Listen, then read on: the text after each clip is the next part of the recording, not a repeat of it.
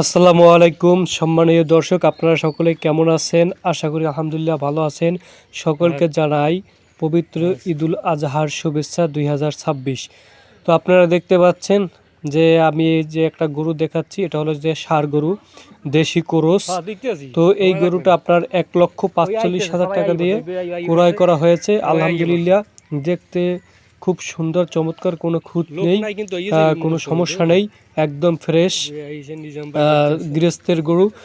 তো গরুটা কিন্তু মোটামুটি আপনার মানে তেজ্জান যে বলে সেটাও আছে, এবং আপনার গরুটার বয়সও কিন্তু মোটামুটি পারফেক্ট বয়স চলতেছে।